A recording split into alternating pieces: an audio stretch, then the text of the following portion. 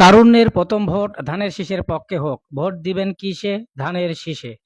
এই প্রতিপাদ্যকে সামনে রেখে যশোর-৫ মনিরামপুর সংসদীয় আসনের ধানের শীষের মনোনয়ন প্রত্যাশী ১১ নম্বর চালুয়াডি ইউনিয়ন বিএনপির সভাপতি এবং উপজেলা বিএনপির কার্যনির্বাহী কমিটির সদস্য জনাব কামরুজ্জামান শাহীন আজ ১৪ নম্বর দুর্বাডাঙ্গা ইউনিয়নের বিভিন্ন ওয়ার্ডে গণসংযোগ ও পথসভায় অংশ নেয়।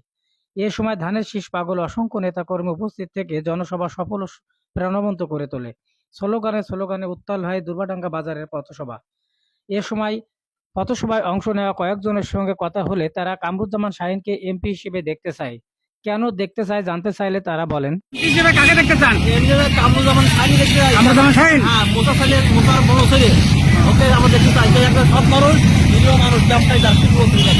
কামরুজ্জামান শাহীন ভাইকে দেখতে চাই। কেন দেখতে চান? তার বাপের যে নীতি, তার বাপ যে কাজগুলো করছে, শাহীন ভাইও সেই কাজগুলো করতে চাচ্ছে, আমাদেরকে আশা দিচ্ছে। আর আমরা নতুন এবার ভোটার, আমরা দেখতে পাচ্ছি যে ধানের শীষের কাঙ্গার মনিরামপুরের শাহীন ভাই, আমরা তাকেই তারুণ্যের প্রথম ভোট ধানের শীষের পক্ষে হোক, সেটা আপনারা চাচ্ছেন? জি জি, প্রথম ভোট ধানের শীষের পক্ষে। কাকে দিবেন ভোট? শাহীন ভাই।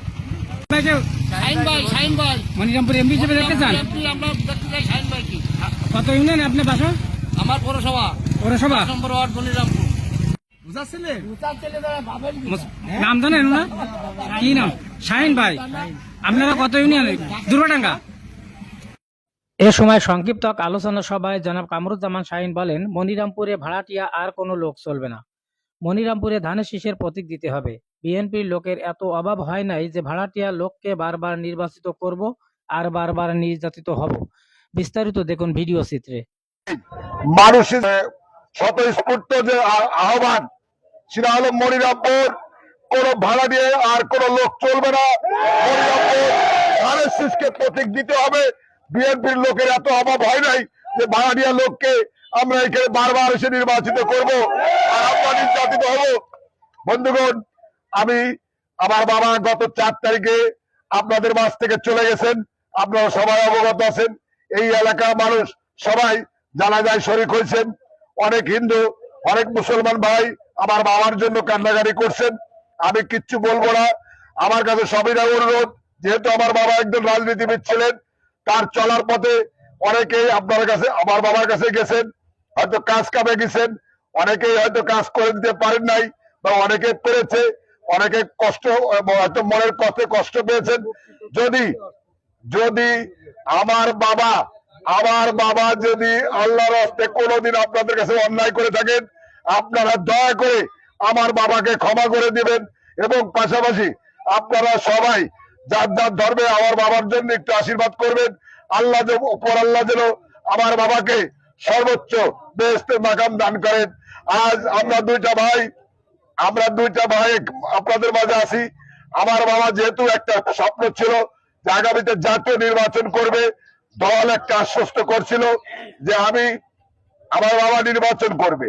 তো আজকে আমার বাবা দুনিয়াতে বেঁচে নাই, বিদায় আজকে এই মানুষের চাপে, মানুষের কথার ক্ষোভের কষ্টে আমি আজকে আপনাদের মাঝে এসেছি।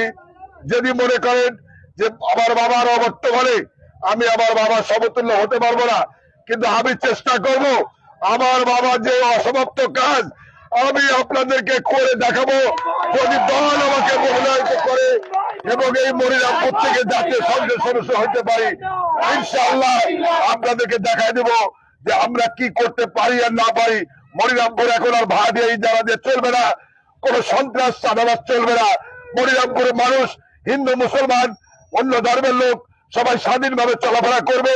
আজকে আমি শাহীন কথা দিলাম, মনিরামপুর আমি এই ব্যতিক্রম ধর্মী একটি কাজ আমি করে দিতে চাই যে সব ধর্মের লোক স্বাভাবিকভাবে মনিরামপুরে ইনশাআল্লাহ চলবে এই গ্যারান্টি আমি দিতে চাই।